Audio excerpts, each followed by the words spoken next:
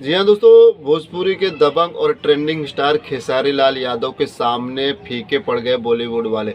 जी हाँ दोस्तों, यह बात मैं इसलिए दावे के साथ बोल रहा हूँ कि कुछ दिन पहले एक वीडियो मैंने बनाया था जब संघर्ष 2 रिलीज होने वाली थी। तब मैंने एक बात बोली थी कि संघर्ष 2 जहाँ जहाँ पर लगेगी भोजपुरी बेल्ट में, वहाँ पर वह हाउसफुल ही रहेगी, चाहे उसके सामने बॉलीवुड की कितनी भी बड़ी बिग फिल्म रिलीज कर दिया जाए। और ऐसा ही सच साबित हो रहा है। जी हाँ दोस्तों, गणपत और यारिया बॉलीवुड की बड़ी बिग फिल्म है। जहाँ जहाँ पर लगी वहाँ वहाँ पर संघर्ष 2 अगर है उसके सामने तो संघर्ष 2 ही चल रही है, और गणपत और यारिया उसके सामने फ्लॉप साबित हो रही है। जी हाँ दोस्तों, अभी तक भोजपुरी बेल्ट में संघर्ष 2 जहाँ जहाँ पर रिलीज हुई है वहाँ पर वह हाउसफुल ही चल रही है, और उसके सामने बॉलीवुड की गणपत और यारिया फ्लॉप साबित हो रही है।